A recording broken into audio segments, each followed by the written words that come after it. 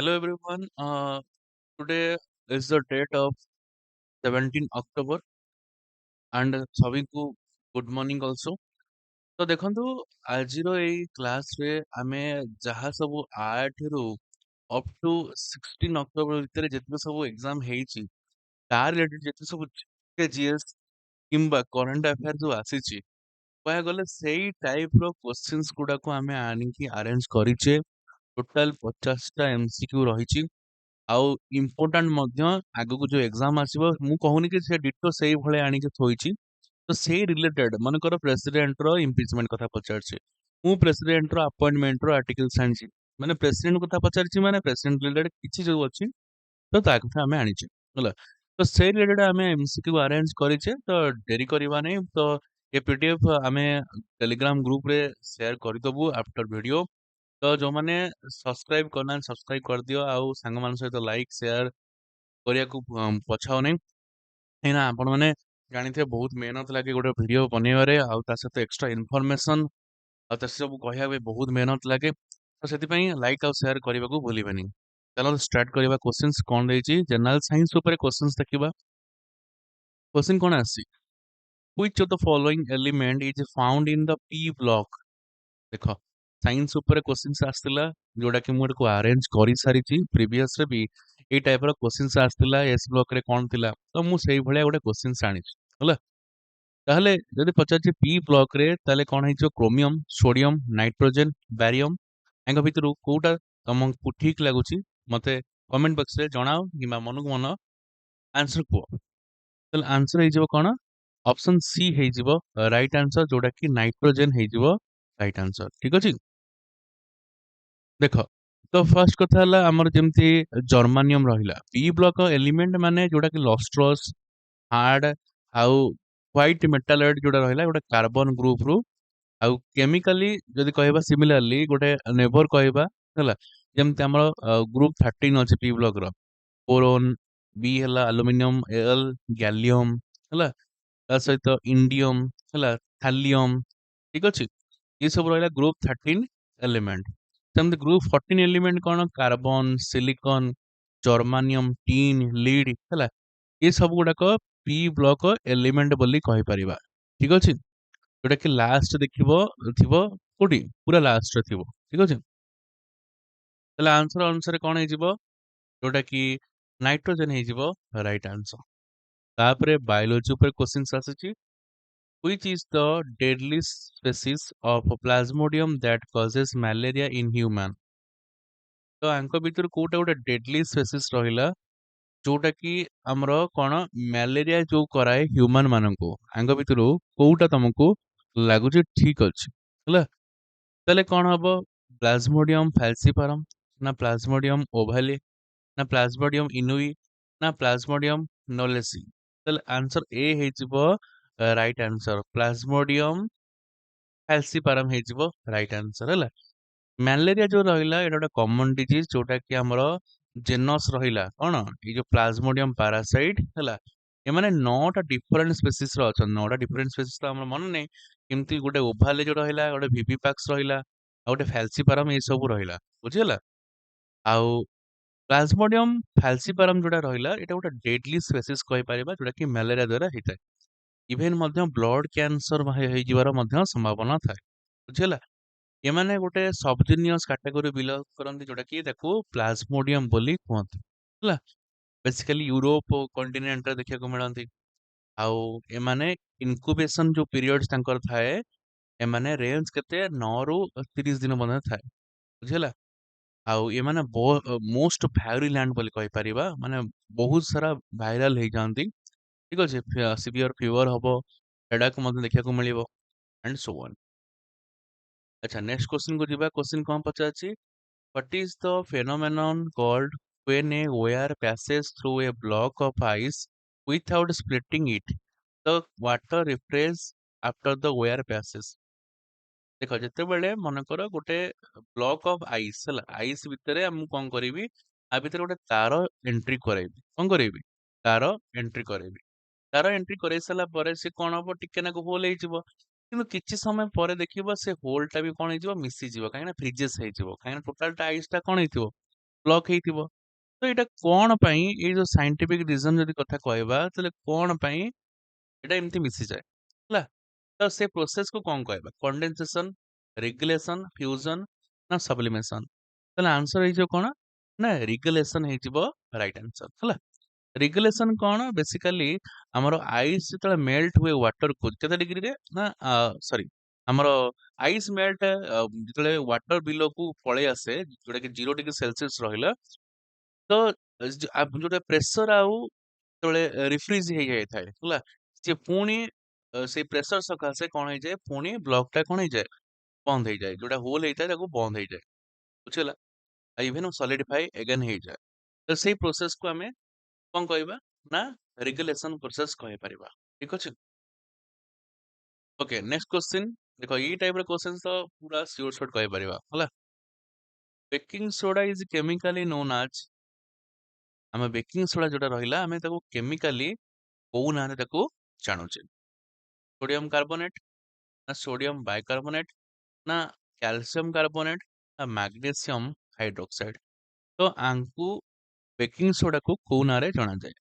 मने रखिथाओ option B हेजिबो सोडियम बाइकार्बोनेट हेजिबो राइट आंसर सोडियम बाइकार्बोनेट रहिला तार केमिकल कंपाउंड जोटा अछि तार फार्मूला कोन ना NaH आउ CO3 होला आउ ए जो सॉल्ट रा जो रहिला ये कंपोस्ट हे कि थाए आयंस आउ बाई कार्बोनेट आयंस दीटा कंपोनेंट मिसिकी थाए ହେଲା बेकिंग सोडा को आमे सोडियम बाइकार्बोनेट बोली कहिबा ये गोटे आज एंटासिड जो रहउचे आमे जे एसिडिटी हेइथाए आमे याकू खाइले कोन हे जाय ना भलो हे जाय होला टेम्पररी जेंति केक हो कुकीज हो बनिया पे आमे ताको यूज करिथाउ कोन सोडियम बाइकार्बोनेट को नेक्स्ट को जिबा A mixed economy involves both private and public ownership.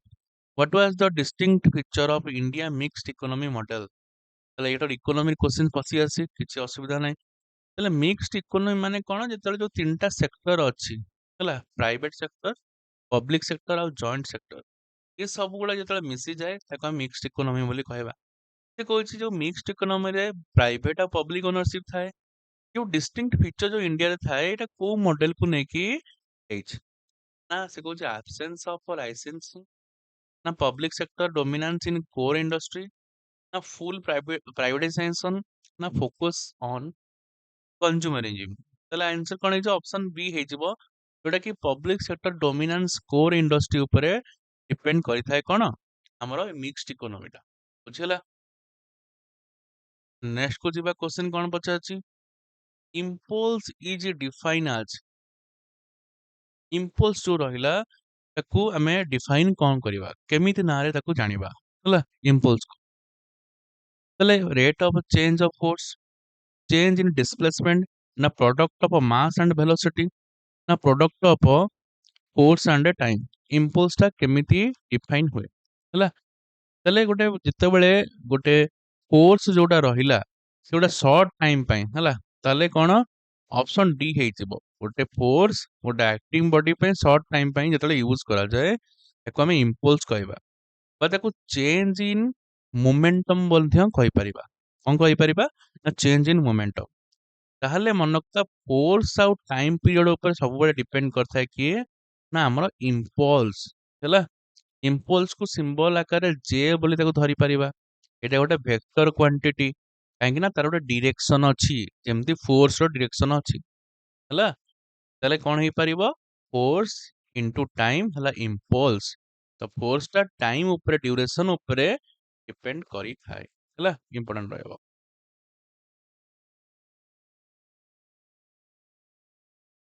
अच्छा नेक्स्ट क्वेश्चन जीवा if the temperature of air increase what happens to the speed of sound the minimum distance to hear an echo ताले से कहला कि यदि temperature air increase हो जाए ताले कौन हम तार साउंड रे यदि मिनिमम डिस्टेंस टा इको शुणिबार अच्छे ताले एठी कौन हो स्पीड डिक्रीज करिवो मिनिमम डिस्टेंस इंक्रीज करिवो ना स्पीड इंक्रीज कले मिनिमम डिस्टेंस डिक्रीज करिवो ना स्पीड इंक्रीज कले मिनिमम डिस्टेंस इंक्रीज करिवो ना स्पीड डिक्रीज कले मिनिमम डिस्टेंस कौन करिवो डिक्रीज करिवो हला।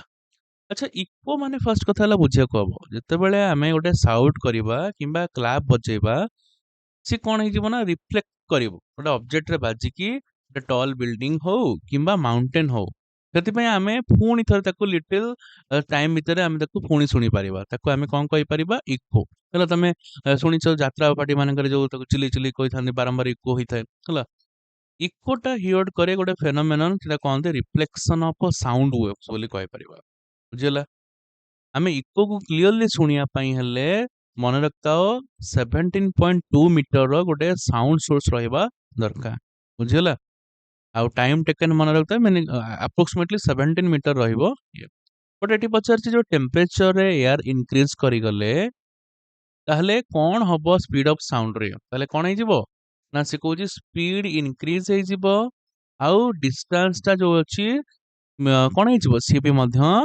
ମିନିମମ୍ ଡିଷ୍ଟାନ୍ସଟା ଇନକ୍ରିଜ ହେଇଯିବ ହେଲା ଇଏ ରହିବ ଆନ୍ସର ନେକ୍ସଟ କ୍वेश्चन को ଯିବା although a collide appears homogeneous it is actually a ତାହେଲେ ସେ କହୁଛି ଯଦି ଗୋଟେ କୋଲାଇଡ ଆପିଅର ଗୋଟେ ହୋମୋଜିନିୟସ ବୋଲି କହିପାରିବା ତାହେଲେ ସେଟା ଗୋଟେ କୋଉ ଟାଇପର ସବଷ୍ଟାନ୍ସ ବୋଲି କହିବା ସସ୍ପେନସନ ନା ट्रू सॉल्यूशन ना होमोजेनियस मिक्सचर ना हेटेरोजेनियस मिक्सचर ताले कोन हेजिबो हेटेरोजेनियस मिक्सचर हेटेरोजेनियस मिक्सचर माने हला जो मिक्सचरटा सेपरेट हेजिबो गोटे सब्सटेंस रु आ से स्प्रेड करि जिवो अदर सब्सटेंस को हला जेमति मु गोटे ड्रॉपलेट्स कहबा हला एने गोटे पानी पड़ला एमति कोन हेजिबो खेले हेजिबो ना नहीं जेमति बबल्स रहिला ये भी मध्य ये सब गुडा को हेटेरोजेनियस मिक्सचर कहबा ହେଲା ସସ୍ପେନସନ କୋଲାଇଡ୍ସ କରିବ ଗୋଟେ ହେଟେରୋଜେନିୟସ ମିକ୍ସଚର ରେ ଇଭେନ ମଧ୍ୟ ଏଇ ମିକ୍ସଚର ଯୋଉ ରହିଲା ହେଟେରୋଜେନିୟସ ରେ ଟିଣ୍ଡେନଲ ଇଫେକ୍ଟ ଗୋଟେ ମଧ୍ୟ ଲାଗୁ କରାଯାଇଥାଏ ଯେମିତି ସୁଗାର ଆଉ ସ୍ୟାଣ୍ଡ ମିକ୍ସଚର କହିପାରିବା କିମ୍ବା ମଡି ୱାଟର ଯୋଉ ରହିଲା ସଫ୍ଟ ସଲ୍ୟୁସନ ଯୋଉ ରହିଲା ଏ ସବୁ ଗୋଟେ ଏକ୍ସାମ୍ପଲ ହେଲା ସେମିତି ହୋମୋଜେନିୟସ ମିକ୍ସଚର କଣ ଯୋଉ ସବଷ୍ଟାନ୍ସ ରେ କମ୍ପ୍ଲିଟଲି ମିକ୍ସଡ ହେଇଥିବ ତାକୁ ଆମେ କଣ କହିବା ହୋମୋଜେନିୟସ କହିବା ଯେମିତି ସୋଡା ୱାଟର ରହିଲା ଆଉ ସଲ୍ଟ ସୁଗାର ସଲ୍ୟୁସନ ରହିଲା ଏ ସବୁ ଆମେ ହୋମୋଜିନିୟस ମିକ୍ସଚର କହିବା ହେଲା ଆଚ୍ଛା ନେକ୍ସଟ क्वेश्चन को ଯିବା କଣ ଦେଇଛି ହିଷ୍ଟ୍ରି ଉପରେ ଗୋଟେ क्वेश्चन ଆସିଲାଣି ଠିକ ଅଛି ତ ହରପ୍ପାନ୍ସ were first in Eurasia to grow ତାହେଲେ ହରପ୍ପାନ ଯୋଉ ଆସିଲେ ୟୁରେସିଆ ଠିକ ଅଛି ସେ ସେଠି କଣ ଗ୍ରୋ କରିବାକୁ ଲାଗିଲେ ଇଣ୍ଡିଗୋ ମଷ୍ଟାର୍ଡ ସିଡ୍ ନା ପୋଟାଟୋ ନା କଟନ ତାହେଲେ କଣ ହେଇଯିବ ଅପସନ ଡି ହେଇଯିବ ରାଇଟ ଆନ୍ସର ତ ହରପ୍ପାନ ମାନେ ଯୋଉ ଆସିଲେ ଫାଷ୍ଟ ୟୁରେସିଆରେ ସେଠି କଟନ ଗ୍ରୋ କରିବାକୁ ଲାଗିଲେ ହରପ୍ପାନ ସିଭିଲାଇଜେସନ କଥା ଯଦି କହିବା ଇଏ ବି ପଡିଛି ପରୀକ୍ଷାରେ ପଡିଛି ନା ନାଇଁ ତାହେଲେ ଦୟାରାମ ସାହାନୀ ଫାଷ୍ଟ ଡିସ୍କଭର କରିଥିଲେ 1921 ବେଳକୁ ଇଏ ମଣ୍ଟେ ଜମାରି ପାକିସ୍ତାନ ପଞ୍ଜାବରେ ସ୍ପ୍ରେଡ କରିବା ଆରମ୍ଭ ହେଇଥିଲା ହେଲା ଆଉ ଅର୍ବାନ ସେଟଲମେଣ୍ଟ ମଧ୍ୟ କୁହାଯାଏ ସେଠି ଆମେ ଗ୍ରାନାରୀ ଗ୍ରେଟ୍ ବ୍ୟାଥ ଲ୍ୟାମ୍ପ ପୋଷ୍ଟ ଦେଖିବାକୁ ମଧ୍ୟ ମିଳିଥିଲା ଇଭେନ ମଧ୍ୟ ହରପ୍ପାନ ସିଭିଲାଇଜେସନରେ ଗୋଟେ ଗ୍ରିଡ୍ ସିଷ୍ଟମ ମଧ୍ୟ ଦେଖିବାକୁ ମିଳିଥିଲା ହେଲା ଆଉ ହରପ୍ପାନ ମାନେ ଷ୍ଟୋନ ର ୟୁଜ କରିବା ଟୁଲ୍ସ ର ୟୁଜ କରିବା ମଧ୍ୟ ଜାଣିଥିଲେ ତା ସହିତ ଆକ୍ୱେଣ୍ଟେଡ ଥିଲେ ବ୍ରୋଞ୍ଜ ସହିତ ମଧ୍ୟ ହେଲା ଇଏ ବି ମଧ୍ୟ ମନେ ରଖ ଦେଖ ଆଉ ଗୋଟେ ସାଇନ୍ସ ଉପରେ ଫିଜିକ୍ସ ଉପରେ क्वेश्चंस ଆସିଛି ଦ ଡାଇମେନସନ ଫର୍ମୁଲା ଫର ମେକାନିକାଲ ଏନର୍ଜିର ଡାଇମେନସନ ଫର୍ମୁଲା ପଚାରୁଛି ହେଲା ଇଏ ବି ମଧ୍ୟ ଆସୁଛି ଗୋଟେ ଗୋଟେ ଶିଫ୍ଟର ମୁଁ ତାକୁ ଆଜି କ୍ଲିୟର କରିଦେବି ତାହେଲେ ଡାଇମେନସନ ଫର୍ମୁଲା ଏନର୍ଜିର କଣ ଫାଷ୍ଟ m2 ସରି ml2t ମାଇନସ ହେଲା କଣ ml2t-2 ତ ଏଠି କଣ ହେଇଯିବ ମେକାନିକାଲ ଏନର୍ଜି କଥା କହିଛି ଯୋଉଟା କି ଏଇଟା କାହିଁକିନା m1 କିଛି ନାହିଁ ମାନେ 1 ଅଛି ତାହେଲେ ଏନର୍ଜିଟା ଡିଫାଇନ୍ କରେ କାପାସିଟି ଟୁ ଡୁ ୱାର୍କ ହେଲା କେତେ ତମେ କାମ କରୁଛ ତ ସେଇ ଏନର୍ଜି ଉପରେ ଡିପେଣ୍ଡ କରେ ତାହେଲେ ଏସଆଇ ୟୁନିଟ କଣ ତାର ନା ଜୁଲ କଣ ଜୁଲ ଡାଇମେନସନ ଫର୍ମୁଲାଟା ଯୋଉ ରହିଲା ଆମର ଫୋର୍ସ ଆଉ ଡିଷ୍ଟାନ୍ସ ଉପରେ କାମ ଦେଇଥାଏ ହେଲା ଏଠି ଯୋଉ ଡିଷ୍ଟାନ୍ସ କୁ ଆମେ ଏଲ ବୋଲି ଧରିଲେ ଠିକ ଅଛି ଆଉ ଆମ ଫୋର୍ସ ର କଣ ନା m l t-2 ହେଲା ଫୋର୍ସ ର ଫର୍ମୁଲା ହେଲା ଡାଇମେନସନ ଫର୍ମୁଲା। ଆଉ କେବଳ ଡିଷ୍ଟାନ୍ସ ରହିଲା ଏଲ। ଯଦି ଆମେ ତାକୁ କମ୍ବାଇନ କରିଦବା ତାହେଲେ ଏଲ କେତେଟା ଅଛି ଦିଟା, ତାହେଲେ ହେଇଗଲା ଏଲ ଦିଟା। ବୁଝିହେଲା? ଇଏ ରହିଲା ଆମର ମେକାନିକାଲ ଏନର୍ଜି। ଆମେ ଟିକେ ଆଡିସନାଲ ଇନଫରମେସନ ଯଦି କହିବା, ୱାର୍କ ମାନେ କଣ ନା product of force applied distance ହେଲା। ତାହେଲେ ଏସଆଇ ୟୁନିଟ କଣ ତାର ନା ଜୁଲ। ଠିକ ଅଛି, ଡାଇମେନସନ ଫର୍ମୁଲା ବି ମନେ ରଖ m1 l2 t ମାଇନସ 2। ଠିକ ଅଛି। ଆଚ୍ଛା, ପାୱାର ମାନେ କଣ? ପାୱାର ହେଲା ରେଟ୍ ଅଫ କଣ which work done by energy is transferred। ହେଲେ ପାୱାର ରେଟ୍ ଯୋଉ ରହିଲା ଏଇ ଯୋଉ ୱାର୍କ ଡନ୍ କଣ କରିବ ଏନର୍ଜି ଟା ଟ୍ରାନ୍ସଫର କରିଦବ। ଆଉ ଡବ୍ଲୁ ହେଇଯିବ ତାର କଣ ପାୱାର ୟୁନିଟ। ଆଉ ଡାଇମେନସନ ଫର୍ମୁଲା ବି ମନେ ରଖିଥାଅ m l2 t ମାଇନସ 3 ଯୋଉଟା କି ଏଇଟା। ଠିକ ଅଛି। ଫୋର୍ସ କଣ? ଫୋର୍ସ ହେଲା interaction that when unopposed will change the motion of an object ହେଲା। ତାହେଲେ ଏସଆଇ ୟୁନିଟ ହେଲା କଣ ଆମର ନ୍ୟୁଟନ ହେଲା ଏନ୍ ବୋଲି କହିବା। ଡାଇମେନସନ ଫର୍ମୁଲା କଣ m l t ମାଇନସ 2 ହେଲା। ଏ ସବୁ ଗୁଡାକ ମନେ ରଖ, ଅପକମିଂ ଶିଫ୍ଟରେ ମଧ୍ୟ ଦେଖିବାକୁ ମିଳିବ। ହିଷ୍ଟ୍ରି ଉପରେ ଦେଖିଦବା ଫଟାଫଟ। କ୍ୱେଶ୍ଚିନ୍ସ କଣ ଥିଲା?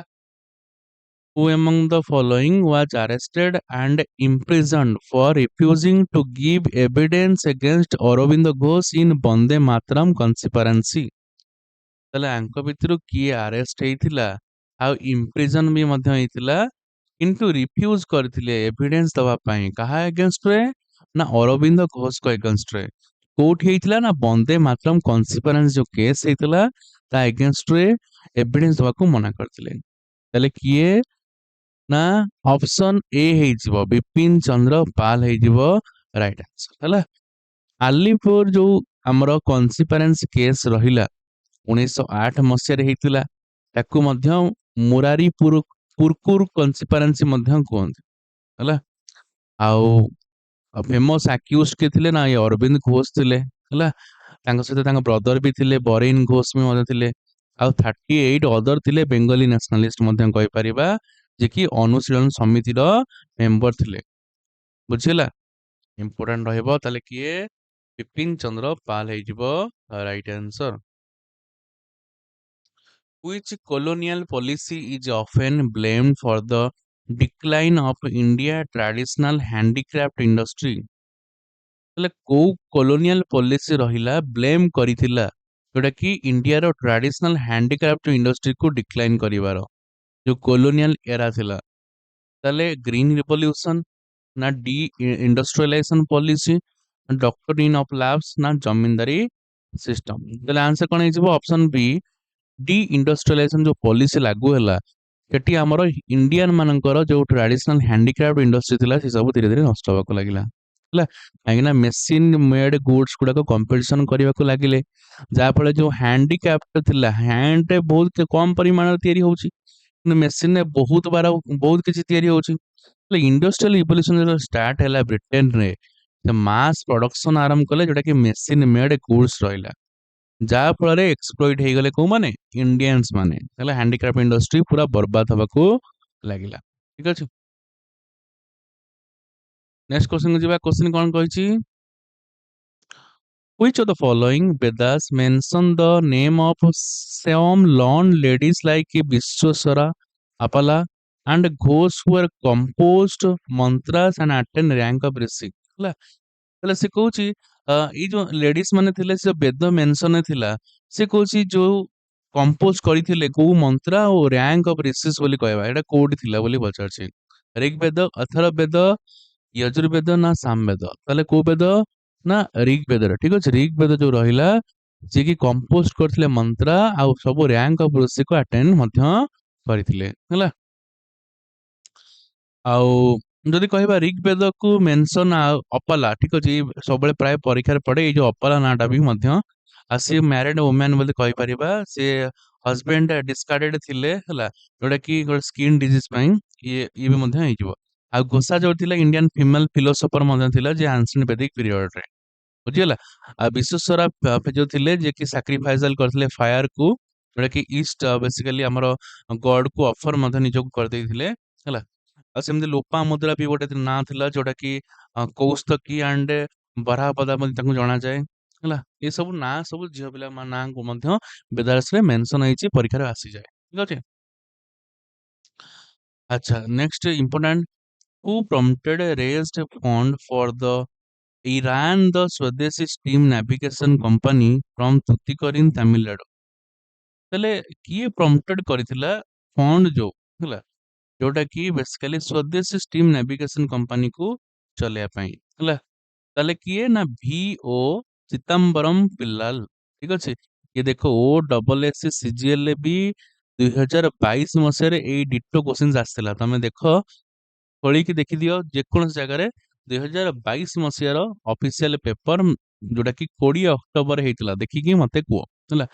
ସେଇଭଳିଆ କ୍ୱେଶ୍ଚିନ୍ସ ମୁଁ ଆଣିକି ଇଣ୍ଟରଲିଙ୍କ କରିଛି ପ୍ରିଭିୟସ ସହିତ, ଆଉ ବର୍ତ୍ତମାନର ସିଚୁଏସନ ଯାହା ଅଛି ସେଇଭଳିଆ ମୁଁ କ୍ୱେଶ୍ଚିନ୍ସ ଆଣିକି ତିଆରି କରିଛି। ହେଲେ ସ୍ୱଦେଶୀ ଷ୍ଟିମ୍ ନାଭିଗେସନ କମ୍ପାନୀ ଯୋଉଟା କି 1906 ମସିହାରେ କଣ ହେଇଥିଲା, ତିଆରି ହେଇଥିଲା। ଯୋଉଟା କି ତୁଥୁକୁଡି ଗୋଟେ ଜାଗା ଅଛି, ଯୋଉଟା କି 1906 ମସିହାରେ ଏଇଟା ତିଆରି ହେଇଥିଲା। ବେସିକାଲି କ୍ୟାପିଟାଲ 10 ଲକ୍ଷରେ ନେଇକି ଷ୍ଟାର୍ଟ କରିଥିଲେ, ଆଉ ଡିଭାଇଡେଡ କରିଥିଲେ 40,000 ସେୟାର ଅପ ଟୁ 25 ଲାખ ପର୍ଯ୍ୟନ୍ତ, ବୁଝିହେଲା। ଏ ସବୁ ରହିବ ଇନିସିଏଟିଭ ଯୋଉ ଭିଓସି ଯୋଉ ରହିଲା, ନ୍ୟାସନାଲ ଲିଡର, ଯେମିତି ଲୋକମାନ୍ୟ ତିଲକ ତା ସକ୍ସେସ ଭିତରେ ମଧ୍ୟ ଜଣେଇଥିଲେ, ଯୋଉଟା କି ସ୍ୱଦେଶୀ ନାଭିଗେସନ କମ୍ପାନୀ ତାଙ୍କର ଯୋଉ ପେପର ଯୋଉ ରହିଥିଲା କେଶରୀ ଆଉ ମରାଠାରେ, ସେଥିରେ ମଧ୍ୟ ଲେଖା ହେଇଥିଲା। ଠିକ ଅଛି। ଆଚ୍ଛା, ନେକ୍ସଟ କୁ ଯିବା। The Devi movement took place in which region? ଦେଖ ମୁଭମେଣ୍ଟ ବିଷୟରେ ପଢିଛି, ମୁଁ ଅଲରେଡି କହିଛି ଦୟାରାମ ସାନି କଣ କହିଥିଲେ, ଦୟାରାମ କହୁଛି ଯେମିତି ରାଜା ରାମମୋହନ ରାୟ କୋଉଟା କଣ ମୁଭମେଣ୍ଟ ଚଲେଇଥିଲେ, କଣ ଚଲେଇଥିଲେ, ଏସବୁ ବିଷୟରେ କୁହାଇଥିଲା। ତାହେଲେ ଯୋଉ ଆମର ଦେବୀ ମୁଭମେଣ୍ଟ ଟା ଆମର କୋଉ ରିଜନରେ ଦେଖିବାକୁ ମିଳିଥିଲା ବୋଲି ପଚାରିଛି। ତାହେଲେ ୱେଷ୍ଟର୍ଣ୍ଣ ମହାରାଷ୍ଟ୍ର, ନର୍ଥ ଗୁଜରାଟ, ଇଷ୍ଟ ମଧ୍ୟପ୍ରଦେଶ ନା ସାଉଥ ଗୁଜରାଟ? ତାହେଲେ ଆନ୍ସର କଣ ହେଇଯିବ, ସାଉଥ ଗୁଜରାଟରେ ଦେବୀ ମୁଭମେଣ୍ଟ ଟା ଆରମ୍ଭ ହେଇଥିଲା, ବୁଝିହେଲା। ये इम्पोर्टेंट ରହିବ। ଆଚ୍ଛା, next, who wrote the novel Godan considered a classical modern Hindi literature? ତାହେଲେ ଗୋଦାନ ଯୋଉ ବେସିକାଲି କିଏ ଲେଖିଥିଲା ବୋଲି ପଚାରୁଛି, ଆଉ ଯୋଉଟା କି ତାଙ୍କୁ ଜଣାଯାଏ କ୍ଲାସିକାଲ ମଡର୍ନ ହିନ୍ଦୀ ଲିଟରେଚର। ଦେଖ ବୁକ୍ କଥା ବି ଆସିଛି, ମୁଁ ଆକୁ ବି ଆଣିକି ଇଣ୍ଟରଲିଙ୍କ କଲି, ଯୋଉଟା କି ମତେ ଇମ୍ପୋର୍ଟାଣ୍ଟ ଲାଗିଲା ହେଲା। ଯୋଉଟା କି ଆନ୍ସର ଆଙ୍କ ଭିତରୁ ତମକୁ କୋଉଟା ଲାଗୁଛି ଯୋଉଟା କି ଲେଖିଥିଲେ ହିନ୍ଦୀ ଲିଟରେଚର ଗୋଦାନ? ତାର ଆନ୍ସର କଣ ହେଇଯିବ, ମୁନ୍ସି ପ୍ରେମଚାନ୍ଦ। ମନେ ରଖିଥା, ସେ ଜଣେ ହିନ୍ଦୀ ଆଉ ଉର୍ଦ୍ଦୁର ଲିଟରେଚର କହିପାରିବା। ଗୋଦାନରେ ହିନ୍ଦୀର ନୋବେଲ କହିପାରିବା, ଯୋଉଟା କି ଟ୍ରାନ୍ସଲେଟ ହେଇଥିଲା ଇଂଲିଶ କୁ କୋଉ ନାଁରେ ନା ଗିଫ୍ଟ ଅଫ ଏ କାଉ। ମନେ ରଖିଥାଅ, କୋଉଥିରେ, ଗିଫ୍ଟ ଅଫ ଏ କାଉ। ଠିକ ଅଛି। ଆଚ୍ଛା, next, which Gupta emperor was known as Napoleon of India? Napoleon of India ବୋଲି କୋଉଟା କାହାକୁ ଜଣାଯାଏ? କାହାକୁ ଜଣାଯାଏ? ସ୍କନ୍ଦଗୁପ୍ତ, କୁମାରଗୁପ୍ତ, ସମୁଦ୍ରଗୁପ୍ତ ନା ଚନ୍ଦ୍ରଗୁପ୍ତ ୱାନ? ମନେ ରଖିଥାଅ, ସମୁଦ୍ରଗୁପ୍ତ। ଅପସନ ସି ହେଇଯିବ ରାଇଟ ଆନ୍ସର। ହେଲେ ଗୁପ୍ତ କଥା ଯଦି କହିବା, ଗୁପ୍ତ ଏମ୍ପାୟାର କୁ ଫାଉଣ୍ଡ କରିଥିଲେ ଶ୍ରୀଗୁପ୍ତ। ଏଇ ଗୁପ୍ତ ଏମ୍ପାୟାର ଟା ମଗଧରେ ଲଗଭଗ 4th ସେଞ୍ଚୁରୀ ଏଡିରେ କଣ ହେଇଥିଲା, ରାଇଜ କରିଥିଲା। ଯୋଉଟା କି ନର୍ଦର୍ନ ଇଣ୍ଡିଆର ଗ୍ରେଟର ପାର୍ଟ ସେ କଣ କରିଥିଲେ, ପୁରା କଭର କରିଦେଇଥିଲେ। ଗୁପ୍ତ ପିରିୟଡ କୁ ପପୁଲାରଲି ଆମେ କଣ କହିପାରିବା ନା ଗୋଲ୍ଡେନ ଏଜ ଅଫ ଇଣ୍ଡିଆ କହିପାରିବା। ଆଉ ବହୁତ ସାରା ଇନଫରମେସନ ମିଳିଥାଏ। ଫାଷ୍ଟ ଟୁ ରୁଲର ଯୋଉଟା ଗୁପ୍ତ ଡାଇନାଷ୍ଟିର, ଫାଷ୍ଟ ହେଲା ଚନ୍ଦ୍ରଗୁପ୍ତ ୱାନ ହେଲା, 320 ରୁ 335। ତାପରେ ଆସିଲା ସମୁଦ୍ରଗୁପ୍ତ, ଠିକ ଅଛି। ତାପରେ ଆସିଲେ ପୁଣି ସେ ଚନ୍ଦ୍ରଗୁପ୍ତ ଟୁ ଆସିଲେ, ତାପରେ ଆସିଲା କୁମାରଗୁପ୍ତ ହେଲା।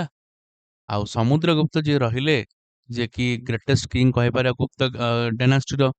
ଆମର ଯୋଉ ଆହ୍ଲାବାଦ ପିଲାର ଅଛି ବା ପ୍ରୟାଗ ପ୍ରଶସ୍ତି ଅଛି, ତାହାର କଣ କରିଥିଲେ, ଯୋଉ କାମ ଆରମ୍ଭ କରିଥିଲେ ବା ରେକର୍ଡ କଥା ଲେଖା ହେଇଛି। ତାଙ୍କ କୋର୍ଟ ପଏଣ୍ଟ କିଏ ଥିଲେ ନା ହରିସେନ। ମନେ ରଖିଥା, ହରିସେନ। ଆଉ ମିଲିଟାରୀ କ୍ୟାମ୍ପେନ ଯୋଉ ହେଇଥିଲା ନେପୋଲିୟନ ଅଫ ଇଣ୍ଡିଆ, ତାଙ୍କୁ କିଏ ଦେଇଥିଲେ ନା ଭି ଏ ସ୍ମିଥଙ୍କ ଦ୍ଵାରା ଦିଆଯାଇଥିଲା। କାହା ଦ୍ଵାରା? ଭି ଏ ସ୍ମିଥଙ୍କ ଦ୍ଵାରା। ସେ ମଧ୍ୟ ନିଜକୁ ଟାଇଟେଲ ନେଇଥିଲେ କବିରାଜ ହେଲା, ପରମ ଭକତ, ଅଶ୍ୱମେଧ ଆଉ ସର୍ବରାଜ, ଏ ସବୁ ଗୁଡାକ ଟାଇଟେଲ ସେ ନେଇକି ନିଜକୁ ଧନ୍ୟ ମନେ କରୁଥିଲେ। ଠିକ ଅଛି।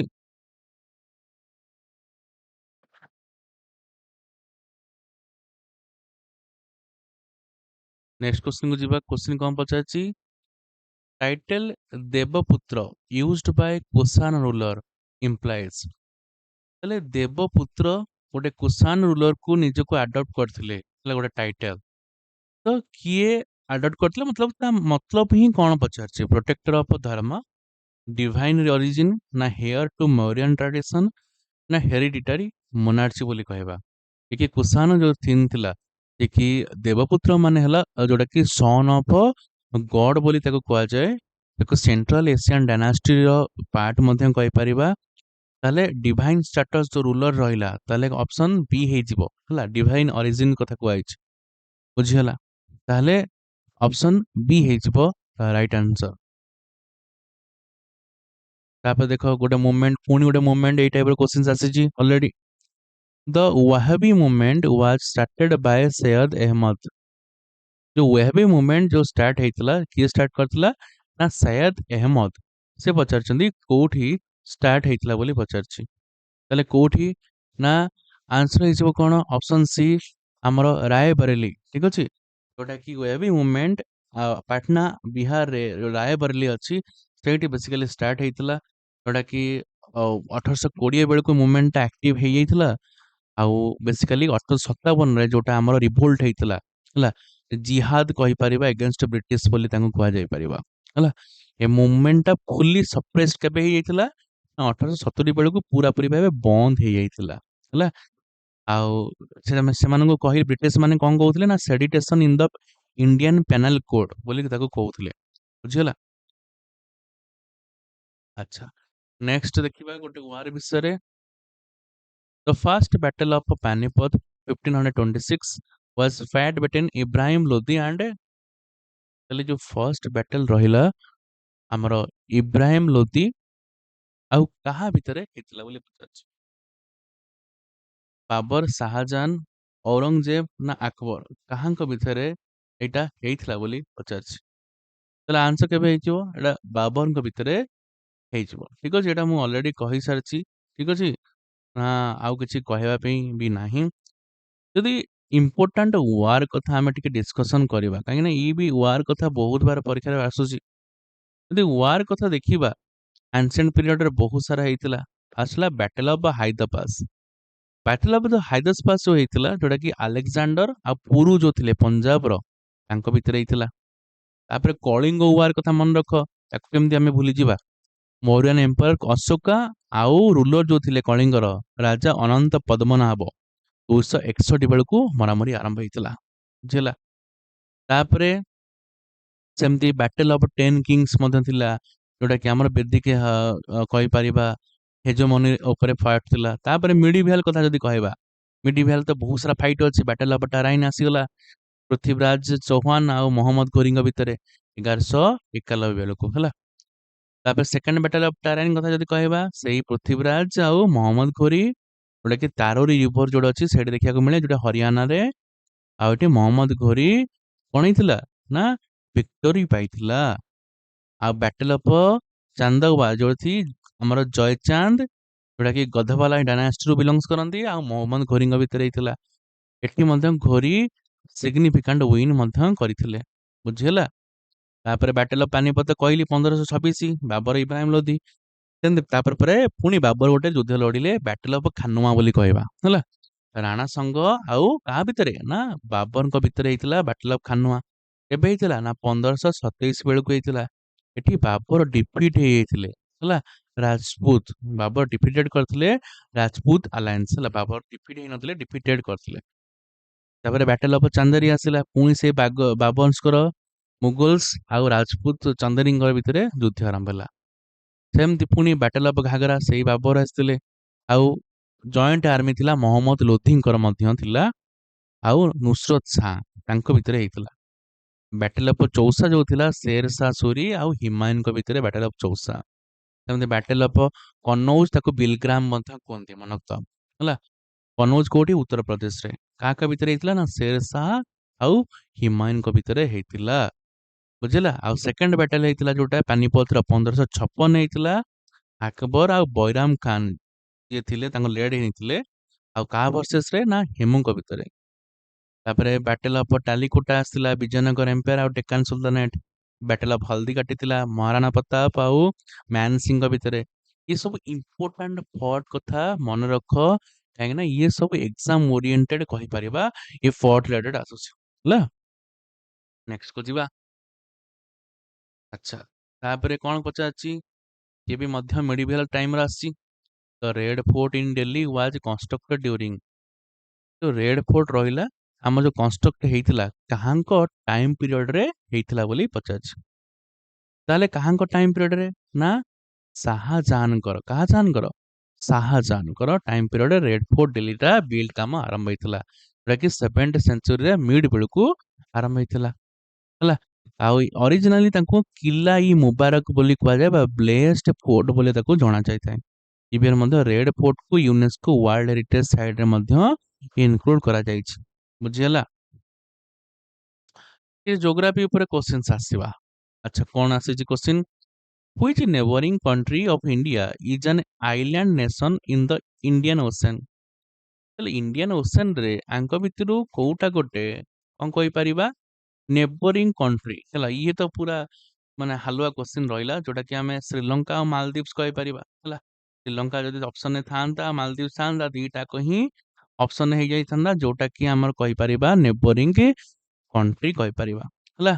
ପାଖାପାଖି ପୁରା ଦେଖିବାକୁ ମିଳନ୍ତି, ଯୋଉଟା କି ସଦର୍ନ ଟିପରେ ଆମେ ଇଣ୍ଡିଆନ ସବ କଣ୍ଟ୍ରି, ଯୋଉଟା କି ନ୍ୟାରୋ ଚ୍ୟାନେଲ ଥାଏ, ପକ୍ ଷ୍ଟେଟ ଆଉ ଗଲ୍ଫ ଅଫ ମ୍ୟାନର କହିପାରିବା। ବୁଝିଗଲା? ଆଚ୍ଛା, ନେକ୍ସଟ କୁ ଯିବା। Which river in Jammu and Kashmir has the world highest railway bridge? ହେଲା, ଇଏ ବି ମଧ୍ୟ ଇମ୍ପୋର୍ଟାଣ୍ଟ ରହିବ, ଯୋଉଟା କି ଆମର ଚେନାବ ରିଭର ଉପରେ ଦେଖିବାକୁ ମିଳିଛି କଣ, ୱାର୍ଲଡର ହାଇଏଷ୍ଟ ରେଲୱେ ବ୍ରିଜ, ଯୋଉଟା କି ଆର୍କ ବ୍ରିଜ ମଧ୍ୟ କହିପାରିବା, ୱାର୍ଲଡର ହାଇଏଷ୍ଟ। 5.6 ର ମିଟର ଷ୍ଟିଲ ଆର୍କ ଦେଖିବାକୁ ମିଳେ, ଆଉ 111 କିଲୋମିଟରର ଗୋଟେ ରେଲ ଲିଙ୍କ ପ୍ରୋଜେକ୍ଟ କଣ ହେଇଛି, ଜଏଣ୍ଟ ହେଇଛି।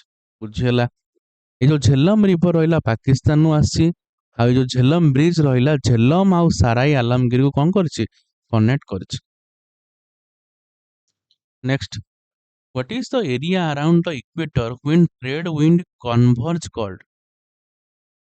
ତାହେଲେ ସେ କହୁଛି ଏରିଆ ଆରାଉଣ୍ଡ ଯୋଉ ଅଛି ଆମ ଇକ୍ୱେଟରରେ, ଯେତେବେଳେ ଟ୍ରେଡ ୱିଣ୍ଡ ଟା କନଭର୍ଜ କରିବ, ତାକୁ ଆମେ କୋଉ ନାଁରେ ତାକୁ ଜାଣିବା?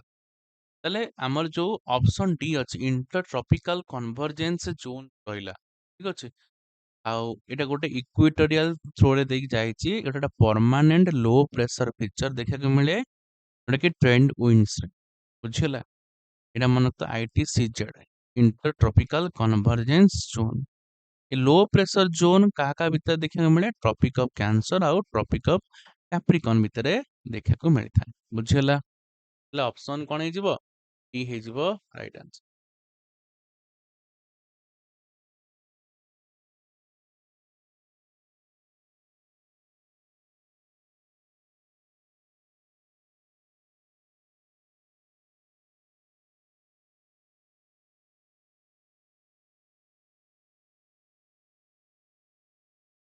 କାଟିକା ପୁରା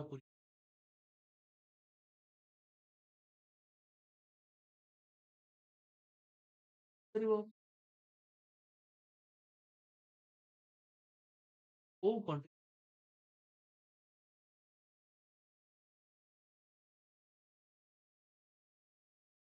ଗୋଟେ ଲାଇନ ନର୍ଥ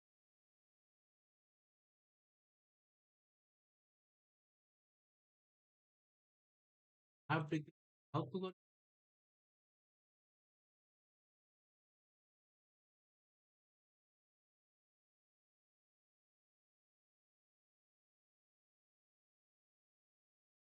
ବା TCS ର ଫେଭରାଇଟ କ୍ୱେଶ୍ଚନ, ଫେଭରାଇଟ। ତ ଗଲ୍ଫ ଅଫ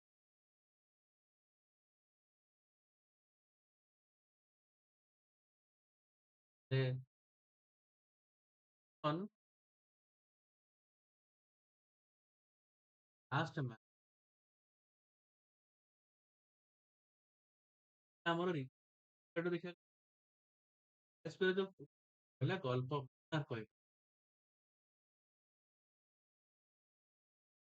ଇଂଲଣ୍ଡ। ତ ଆମ ରାଜ୍ୟରେ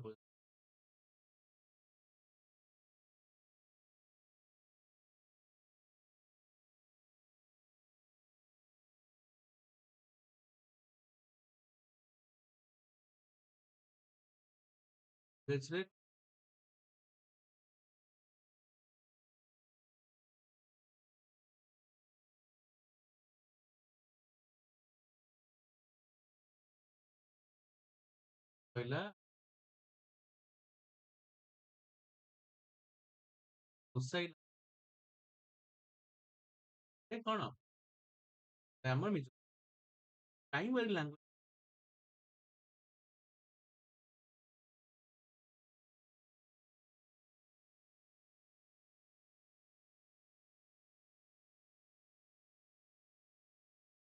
which public question ପଚାରିଛି which public sector organization is the largest provider of a surface transport service in India? ତାହେଲେ କୋଉ ପବ୍ଲିକ ସେକ୍ଟର ଯୋଉ ରହିଲା ବେସିକାଲି ଅର୍ଗାନାଇଜେସନ ରହିଲା ଲାର୍ଜେଷ୍ଟ ପ୍ରୋଭାଇଡର କହିପାରିବା ସରଫେସ୍ ଟ୍ରାନ୍ସପୋର୍ଟ ସର୍ଭିସ ଇଣ୍ଡିଆରେ ଆମକୁ ପ୍ରୋଭାଇଡ କରିଥାଏ।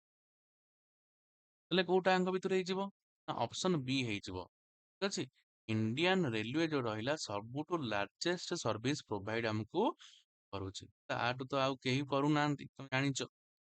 ଇଣ୍ଡିଆନ ରେଲୱେ ଯୋଉ ରହିଲା ଆମର ସବୁଠୁ ଲାର୍ଜେଷ୍ଟ ରେଲୱେ ନେଟୱାର୍କ ରହିପାରିବା ଆମର ଇଣ୍ଡିଆରେ।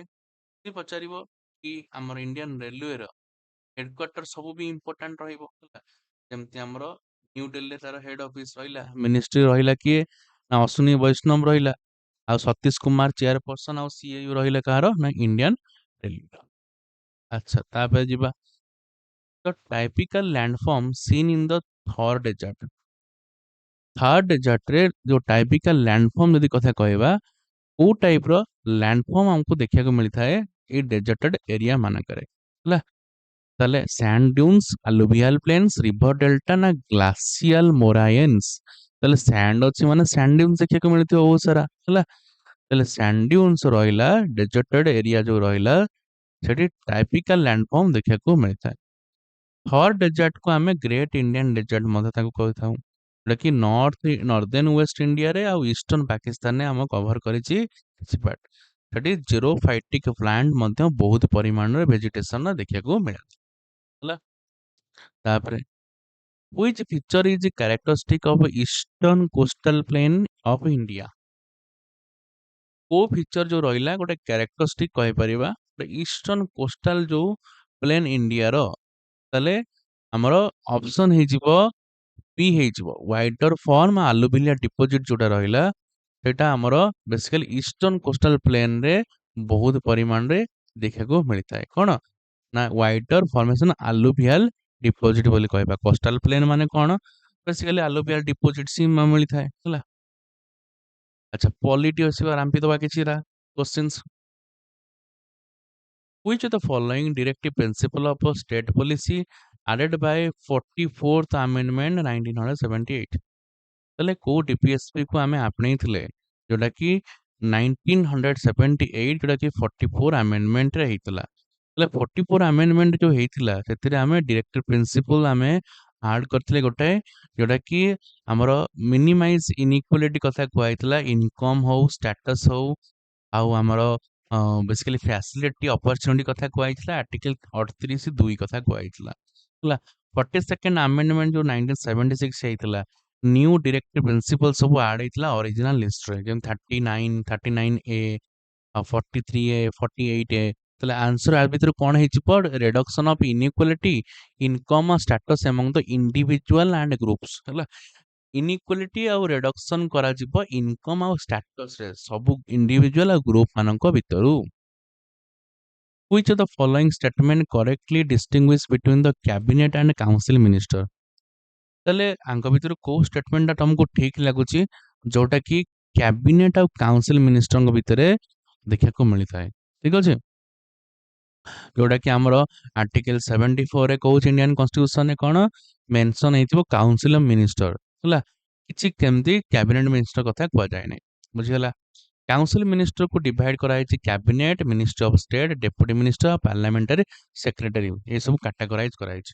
But according to the option, tale cabinet includes senior minister, while the council include all category minister. Like cabinet रे सब बड़ा बड़ा minister थांती.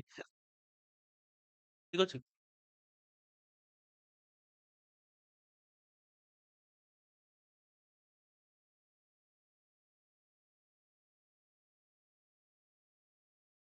Which body act as the apex at the district level in panchayat raj? ତାହେଲେ କୋଉ ବଡିଟା act କରେ ଯୋଉଟା କି district ଲେବୁଲରେ ଯୋଉଟା କି ପଞ୍ଚାୟତ ରାଜ ଅଣ୍ଡରରେ ଯୋଉଟା କି ଆପେକ୍ସ ବଡି ତାହେଲେ କଣ ହେଇଯିବ ଅପସନ ଡି ହେଇଯିବ ରାଇଟ ଆନ୍ସର। ଜିଲ୍ଲା ପରିଷଦ ରହିଲା ଏଟା ଗୋଟେ ଥାର୍ଡ ଟାୟାରର ଗୋଟେ ପଞ୍ଚାୟତ ରାଜ ସିଷ୍ଟମର କଣ ଆପେକ୍ସ ବଡି କହିପାରିବା। ଏ ଡିଷ୍ଟ୍ରିକ୍ଟ ଲେବୁଲ ଆଡମିନିଷ୍ଟ୍ରେସନକୁ ରେସ୍ପନ୍ସିବୁଲ କିଏ ଏ ଜିଲ୍ଲା ପରିଷଦ। ଜିଲ୍ଲା ପରିଷଦଟା କୋଅର୍ଡିନେଟିଂ ବଜାୟ ରଖେ କାହା କାହା ଭିତରେ ନା ଗ୍ରାମ ପଞ୍ଚାୟତ ଆଉ ବ୍ଲକ ସମିତି ଭିତରେ କୋଅର୍ଡିନେଟିଂ ରହିଥାଏ। ଯଦି ସବୁ ଡେଭଲପମେଣ୍ଟ ଆକ୍ଟିଭିଟି ରହିଲା ହେଲ୍ଥ ହଉ ଏଜୁକେସନ ହଉ ଏଗ୍ରିକଲଚର ଇରିଗେସନ ହେଲା ଏସବୁ ଗୁଡାକ ରେସ୍ପନ୍ସିବୁଲ କିଏ ନା ଏ ଜିଲ୍ଲା ପରିଷଦ। କିନ୍ତୁ ଚେୟାର ପର୍ସନ ଥାନ୍ତି ଗୋଟେ ଜିଲ୍ଲା ପରିଷଦରେ ଯୋଉଟା କି ଇଲେକ୍ଟେଡ ମେମ୍ବର ଦ୍ୱାରା ଇଲେକ୍ଟ ହେଇଥାନ୍ତି। ତା ସହିତ ଆମର ସିନିୟର ଗଭର୍ଣ୍ଣମେଣ୍ଟ ଯୋଉ ଅଫିସିଆଲ ରହିଲେ ବା ତାକୁ ଚିଫ ଏକ୍ଜିକ୍ୟୁଟିଭ ଅଫିସର ରହିଲେ ଏଇ ସବୁ ପ୍ରୋଗ୍ରାମ ଗୁଡାକ ଜିଲ୍ଲା ପରିଷଦ ଡିସାଇଡେଡ କରିଥାନ୍ତି ବୁଝିହେଲା। ଯେମିତି ଆମର ଗୋଟେ ପ୍ରୋଗ୍ରାମ ରହିଲା Mahatma Gandhi national rural employment guarantee act ତାକୁ ଏମଜି ଏନରେଗା ବୋଲି କୁହାଯାଏ ହେଲା। ଯୋଉଟା କି ଷ୍ଟେଟ ଗଭର୍ଣ୍ଣମେଣ୍ଟ ଆଉ ଲୋୟର ଟାୟାର ଯେତେ ପଞ୍ଚାୟତ ରାଜ ଗୁଡାକ ସ୍ମୁଥ ଇମ୍ପ୍ଲିମେଣ୍ଟ ପାଇଁ ପଲିସି ପାଇଁ ଲାଗୁ କରାଯାଇଥାଏ। ଭିଲେଜ ଲେବୁଲରେ ତ ଜାଣିଛ ଭିଲେଜ ପଞ୍ଚାୟତ ଅଛି ଗ୍ରାମ ସଭା ଅଛି ବ୍ଲକ ସମିତି ଯୋଉଟା କି ବ୍ଲକ ଲେବୁଲ ଅଛି ଆଣ୍ଡ ସୋ ଅନ୍। ଦେଖ ଇଏ ତ କୋଶ୍ଚିନ୍ ପୁରା ମାନେ ଫିକ୍ସ କୋଶ୍ଚିନ୍ କହିବାକୁ ଗଲେ ଯେକୌଣସି ଶିଫ୍ଟରେ ଦେଖିଦବ ଏଇ ଟାଇପ ର କୋଶ୍ଚିନ୍ ସି ଆସୁଛି ଆସୁଛି। Which article of Indian Constitution define the money bill? ତାହେଲେ ମନି ବିଲ୍ କଥା କୁହାଯାଇଛି କୋଉଥିରେ ଡିଫାଇନ କରାଯାଇଛି ବୋଲି ତାହେଲେ କଣ ହେଇଯିବ ଆର୍ଟିକିଲ 110 ହେଲା। ଆର୍ଟିକିଲ 110 ରେ ଆମର କଣ ହେଇଛି ଇଣ୍ଡିଆନ କନଷ୍ଟିଟ୍ୟୁସନରେ ମନି ବିଲ୍ କଥା କୁହାଯାଇଛି। ତାହେଲେ ମନି ବିଲ୍ ଟା ଇଣ୍ଟ୍ରୋଡ୍ୟୁସ ହବ ମିନିଷ୍ଟରଙ୍କ ଦ୍ଵାରା ଯୋଉଟା କି ମିନିଷ୍ଟରଙ୍କ ଦ୍ଵାରା ଆଉ ଏଇଟା ଇଣ୍ଟ୍ରୋଡ୍ୟୁସ ହବନି ରାଜ୍ୟସଭା କିମ୍ବା ବିଧାନ ପରିଷଦରେ କେବଳ ଇଣ୍ଟ୍ରୋଡ୍ୟୁସ ହବ କୋଉଠି ଲୋକସଭା ୱିଥ ରିକମେଣ୍ଡେସନ ଅଫ ପ୍ରେସିଡେଣ୍ଟ ଇଣ୍ଟ୍ରୋଡ୍ୟୁସନ ଦ୍ୱାରା ହେଲା। ରାଜ୍ୟସଭା ରିକ୍ୱାର୍ଡ କରିବ return A money bill and transmitted କରିବା ଦ୍ୱାରା ଲୋକସଭା କେତେ ପିରିୟଡ଼ ଭିତରେ ନା 14 ଡେଜ ର ଗୋଟେ ପିରିୟଡ଼ ରହିବ। ମନି ବିଲ୍ ଟା ଇଣ୍ଟ୍ରୋଡ୍ୟୁସ ହବ ବୋଥ ସେଣ୍ଟ୍ରାଲ ଗଭର୍ଣ୍ଣମେଣ୍ଟ ଲୋକସଭା ଆଉ ଷ୍ଟେଟ ଗଭର୍ଣ୍ଣମେଣ୍ଟ ଯୋଉ ରହିଲା ବିଧାନସଭାରେ ଯୋଉଟା କି ବାଇ କାମେରା ଲେଜିସ୍ଲେଚର ଆଉ ୟୁନି କାମେରା ଲେଜିସ୍ଲେଚର ବୋଥ କେସେସ ରେ ମଧ୍ୟ ଇନକ୍ଲୁଡ ହବ ହେଲା। ବାଇ କାମେରା କଥା କହିବା କର୍ଣ୍ଣାଟକ ଉତ୍ତରପ୍ରଦେଶ ମହାରାଷ୍ଟ୍ର ବିହାର ଆଣ୍ଡ ଆନ୍ଧ୍ରପ୍ରଦେଶ ହେଲା ଆଉ ତେଲେଙ୍ଗାନା ଏ ସବୁ ଗୁଡାକ ରହିଲା। ଆଉ 114 ମନେ ରଖିଥାଉ ଆର୍ଟିକିଲ କଣ କହୁଛି ଆପ୍ରୋପ୍ରିଏସନ ବିଲ୍ ଇନ ଦ ପାର୍ଲାମେଣ୍ଟ କଥା କୁହାଯାଇଛି। 112 ଆନୁଆଲ ଫାଇନାନ୍ସିଆଲ ଷ୍ଟେଟମେଣ୍ଟ ଯୋଉ ରହିଲା ବଜେଟରେ ହେଲା ଇଏ ଇମ୍ପୋର୍ଟାଣ୍ଟ ରହିବ। ଆଚ୍ଛା ତାପରକୁ ଦେଖ ଆର୍ଟିକିଲ ରିଲେଟେଡ ଆସିଛି article 6 of the constitution pertain to the citizens of a person who migrated to India from which territory? ତାହେଲେ ଆର୍ଟିକିଲ 6 ଯୋଉ ରହିଲା right of citizen of certain person who migrated India ତାହେଲେ କୋଉଠୁ ନା ଫ୍ରମ ପାକିସ୍ତାନ ହେଲା। ପାକିସ୍ତାନ ଯୋଉମାନେ ମିଗ୍ରେଟେଡ ହେଇଥିବେ ତ ସେମାନଙ୍କ ପାଇଁ କଣ ନା ଆର୍ଟିକିଲ 6 ସେଠି ଲାଗୁ କରାଯିବ ହେଲା ଯୋଉଟା କି 6B ଆଇରେ ମେନସନ ଯଦି ପୁରା ଡିଟେଲସ ରେ କହିବା ଯୋଉଟା କି 1948 19 ଜୁଲାଇରୁ ମିଗ୍ରେଟେଡ ହେଇଥିବେ ତାଙ୍କ ରାଇଟ୍ ଅଫ୍ ସିଟିଜେନ ମଧ୍ୟ ଦିଆଯିବ ହେଲା ଯୋଉଟା କି ଆର୍ଟିକଲ 5 ଅଣ୍ଡରରେ ବୁଝିଗଲା। ଆଉ ସେମାନେ ତାଙ୍କ ପ୍ୟାରେଣ୍ଟସ କିମ୍ବା ଗ୍ରାଣ୍ଡ ପ୍ୟାରେଣ୍ଟସ ବର୍ନ ହେଇଥିବେ ଇଣ୍ଡିଆରେ ଯୋଉଟା କି ଗଭର୍ଣ୍ଣମେଣ୍ଟ ଇଣ୍ଡିଆ ଆକ୍ଟ 1935 ଅନୁସାରେ। ଆଉ in case of such person migrated 19 July 1948 ପରେ ପରେ ସେମାନେ ରେଜିଷ୍ଟର୍ଡ ହେଇଥିବେ ସିଟିଜେନ ଅଫ ଇଣ୍ଡିଆରେ ବୁଝିଗଲା। ଡି ହେଇଯିବ ରାଇଟ ଆନ୍ସର। ତାପରେ ଦେଖିବା କଣ ପଚାରିଛି which article deal with the citizenship of people of Indian origin residing outside India? ଆଚ୍ଛା ଯୋଉ ଇଏ ତ ଗଲା ପାକିସ୍ତାନରୁ ଉଡିକି ଆସିଥିଲେ ତ ଏମାନେ ଯୋଉ କଥା କୁହାଯିବ କୋଉ ଆର୍ଟିକଲ ଅଣ୍ଡରରେ ମେନସନ ହେଇଛି ଯୋଉମାନେ ଇଣ୍ଡିଆ ବାହାରେ ରହୁଥିଲେ କଣ ଇଣ୍ଡିଆ ବାହାରେ ରହୁଥିଲେ। ଆର୍ଟିକଲ 5B କୁ ଡ୍ରାଫ୍ଟ କରାଯାଇଥିଲା ଆର୍ଟିକଲ 8 ଅଣ୍ଡରରେ କାହା ଅଣ୍ଡରରେ ନା ଆର୍ଟିକଲ 8 ରେ ଆର୍ଟିକଲ 8 ରେ ଯୋଉମାନେ ପିପୁଲ ବାହାରେ ରହୁଛନ୍ତି ସେମାନଙ୍କ କଥା ବୁଝା ହେଇଛି ବୁଝିହେଲା। ସିଟିଜେନସିପ କଥା ଯଦି କହିବା ପାର୍ଟ 2 ରେ ମେନସନ ଅଛି ଆର୍ଟିକଲ 5 ରୁ 11 ଯାଏ ମେନସନ ଅଛି। ଆର୍ଟିକଲ 5 ରେ କହିଲି ଯୋଉଟା କି citizenship time କମେନ୍ସମେଣ୍ଟ on constitution article 6 रे पाकिस्तान उड्डिकी आसिଛନ୍ତି जोटा आउ 7 रे सिटीजनशिप मिग्रेंट टू पाकिस्तान को दिया जाइछि बुझिला पार्ट 1 रे यूनियन टेरिटरी आर्टिकल 1 ରୁ 4 ଆଉ 3 ହେଲା फंडामेंटल राइट 12 ରୁ 35 ଆଉ डीपीएसपी पार्ट 4 36 ରୁ केते 51 आर्टिकल प्रोवाइड हमको कराइछि इंडियन कॉन्स्टिट्यूशन रे। नेक्स्ट क्वेश्चन को जिबा which of the following is a discretionary power of A president of India. तो आंक भितर कोटा गोटे डिस्क्रिमिनेटरी पावर रहिला कहार ना प्रेसिडेंट ऑफ इंडिया रे तले कोटा बोली कहूछ ताले कौन हबो ना appointment of prime minister when no party has clear majority आंक पाखरे जो रहिला डिस्क्रिमिनेटरी पावर तो ये यूज करिवे हला। अच्छा फर्स्ट हला ये कौन करिवे टाइम लिमिट थाए प्रेसिडेंट कर से डिक्लेयर करिवे असेंट हो किंबा रिटर्न ऑफ बिल हो ए सब गुडाक किछि क्लियरली मेंशन हेनी हला। यदि पचारे ऑडियंस मेकिंग टा गोटे कोन डिस्क्रिप्शन पावर तुम कह नाइ एटा नुहे हला किंतु प्रमोकुलेट करि परिबे गोटे विथड्रॉ करि परिबे किंतु ऑडियंस केवल एडवाइस ऑफ कहार ना काउंसिल ऑफ मिनिस्टर ठीक अछि एमान को करि परिबे तले appointment prime minister when no party has a clear majority सेटी डिस्क्रिशनरी पावर यूज करि परिबे ठीक अछि। नेक्स्ट तो 11th schedule of Indian constitution related to 11 schedule कथा कहिछि जोटा कि पंचायत रो पावर डेवलपमेंट कथा कुआ जाइछि ताले ऑप्शन सी हे जो right answer.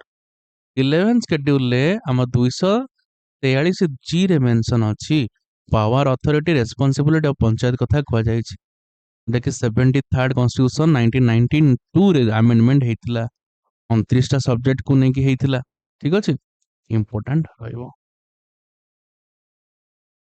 Next which level of government generally legislate on matters such police public health and agriculture of india ले को लेवल गवर्नमेंट ए सब गुडाक तदारक करिवो ताले हमर जो स्टेट लेजिस्लेचर अछि हला एमाने कोन करिवे जो स्टेट लिस्ट अंडर रे जाउची से गोटे state government legislate independently locally like police agriculture public health गुडाक कोन करिवे कंडक्ट करिवे हला।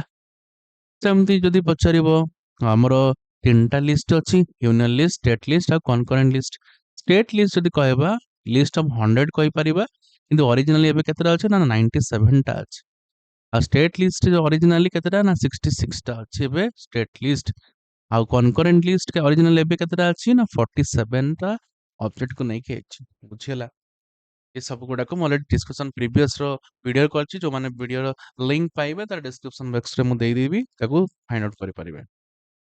तापरे जिबा द ग्राम सभा कौन इसी अच्छी जोटा कि आमर कंप्राइज करिवे प्राइमरी बॉडी कहि परिबा गोटे पंचायत राज सिस्टम रो इवन लार्जेस्ट बोली कहि परिबा हला। ताले कौन हेजिबो जो ग्राम सभा बेसिकली विलेज लेवल एडमिनिस्ट्रेटिव नै के हेताए पंचायत राज सिस्टम रे ग्राम सभा जो रहिला जोटा कि एनुअल बजट डेवलपमेंट प्लान जति सब ग्राम पंचायत रो हबो ए सब मेंशन अछि 243 ए रे ग्राम सभा कथा कुआ जायछि ताले एठी कोन हे जो ऑप्शन बी हे जो जोटा कि एडल्ट वोटर जो पंचायत एरिया रहिले माने स्टेट लॉ रो डिफाइन करिवे रोल कथा क्लियर इंपोर्टेंट रहइबो।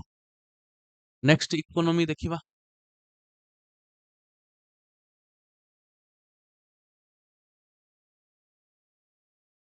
क्वेश्चन कौन देछि the term license Raj is related to which sector of Indian economy ताले लाइसेंस राज जो रहिला ताले हमें ताको रेगुलेशन एंड बेसिकली ब्यूरोक्रेसी को हमें यूज करिथाउ जोटा कि सेटअप हेतला 1951 रो 1991 रे जोटा कि बिजनेस करिया पे इंडिया रे बुझिला ताले लाइसेंस राज जो सिस्टम रहिला गोटे कोटा राज सेटा भी मध्य कोन हेतला इवन मध्य अबलिश मध्य हे जाइतला 1991 बेलको ताले कोन हे जिवो लाइसेंस राज गोटे बा परमिट राज बोली कहबा जोटा कि रेगुलेशन हिंडर्ड करा हेतला सेटअप हेतला 1947 और 1990 रे एटा चक्रवर्ती राजगोपाल चारी जो होइतिले एटा को कॉइन करथिले एटा एक्टिविस्ट जन थिले तो आंसर कोन हेजिबो ऑप्शन बी हेजिबो राइट एंड इंडस्ट्री क्षेत्र रे एटा यूज करा हेतला लाइसेंस राज ठीक अछि।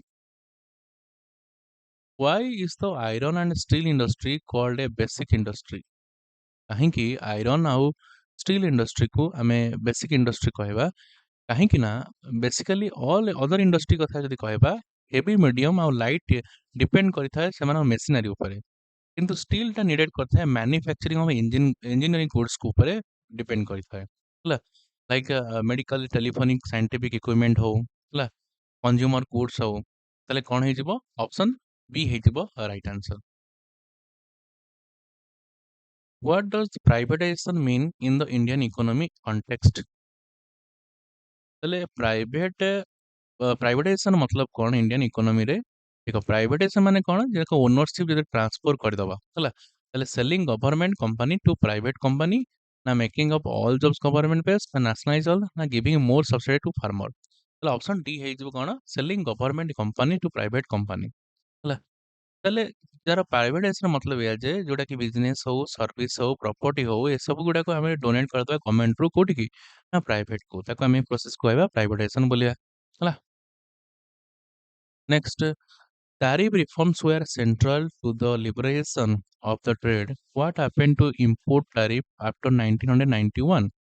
ତାହେଲେ 1991 ପରେ ପରେ ଯୋଉ ଟାରିଫ ରିଫର୍ମସ୍ ଆସିଥିଲା ଲିବରେସନରେ ତାହେଲେ ଏଇଟା କ'ଣ ହେଇଥିଲା ଇନକ୍ରିଜ କରିଥିଲା ନା ରିମେନ୍ ଅନଚେଞ୍ଜ ହେଇଥିଲା ନା ଗ୍ରାଜୁଆଲି ରେଡ୍ୟୁସ୍ କରିଥିଲା ନା it was replaced with important ban ତାହେଲେ କ'ଣ ହେଇଥିଲା ରେଡ୍ୟୁସ୍ କରିଦେଇଥିଲା ହେଲା ଗ୍ରାଜୁଆଲି କ'ଣ ହେଇଥିଲା ରେଡ୍ୟୁସ୍ କରିଦେଇଥିଲା ଆଉ ଲାଇସେନ୍ସ ଗୁଡାକୁ ରିମୁଭ୍ କରାହେଇଥିଲା ଯେତେବେଳେ 1991ରେ ଟ୍ରେଡ୍ ପଲିସି ରିଫର୍ମସ୍ ଆସିଥିଲା ଲିବରେସନ ମେଜର କରାହେଇଥିଲା ଟାରିଫ ଗୁଡାକ ଇମ୍ପୋର୍ଟ ଗୁଡାକ ହଟା ହେଇଥିଲା ତାହେଲେ କ'ଣ ହେଇଯିବ ଅପସନ ସି ହେଇଯିବ ରାଇଟ୍ ଆନ୍ସର।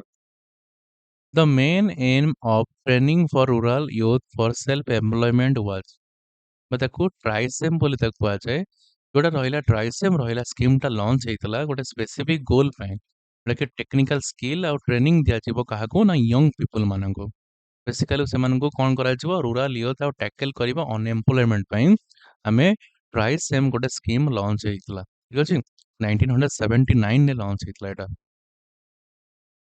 ତାପରେ integrated rural development programme primarily aim to ତାହେଲେ ଇଣ୍ଟିଗ୍ରେଟେଡ୍ ରୁରାଲ ଡେଭଲପମେଣ୍ଟ ପ୍ରୋଗ୍ରାମ ରହିଲା ତାକୁ ଆମେ IRDP ବୋଲି କହିବା ଯୋଉଟାକି ସଷ୍ଟେନେବୁଲ ଡେଭଲପମେଣ୍ଟ ଗୁଡାକୁ କେମିତି ରୁରାଲ ଏରିଆ ମାନଙ୍କରେ କ'ଣ କରାଯିବ ନା ଟିକେ ଇନକ୍ରିଜ କରାଯିବ ବା ଷ୍ଟାଣ୍ଡାର୍ଡ ଅଫ ଲିଭିଂକୁ କେମିତି ରୁରାଲ କମ୍ୟୁନିଟିକୁ ଇମ୍ପ୍ରୁଭ କରାଯିବ ଏସବୁ ଉପରେ ଫୋକସ ରହିଥିଲା ତାହେଲେ ଆନ୍ସର ହେଇଯିବ କ'ଣ ବି ହେଇଯିବ ତାପରେ the Hazira Bijaypur Jagdishpur pipeline is mainly use transport ତାହେଲେ ହଜିରା ବିଜୟପୁର ଆଉ ଜଗଦୀଶପୁର ଯୋଉ ପାଇପଲାଇନ ରହିଲା ତାହେଲେ ଗୋଟେ ମେନ୍ କ'ଣ ପାଇଁ ସେଟା ଲାଗୁ ହେଇଥିଲା ମନେ ରଖିଥା ଏଇଟା ଗ୍ୟାସ୍ ପାଇପଲାଇନ କହିପାରିବା ଯୋଉଟା କି ହାଜିରା ବିଜେପୁର ଆଉ ଜଗଦୀଶପୁର ଯୋଉଟା ଇଣ୍ଡିଆର ଲଙ୍ଗେଷ୍ଟ ନ୍ୟାଚୁରାଲ ଗ୍ୟାସ୍ ପାଇପଲାଇନ ବୋଲି କହିପାରିବା ତାହେଲେ କ'ଣ ହେଇଯିବ ନ୍ୟାଚୁରାଲ ଗ୍ୟାସ୍ ହେଇଯିବ ରାଇଟ୍ ଆନ୍ସର।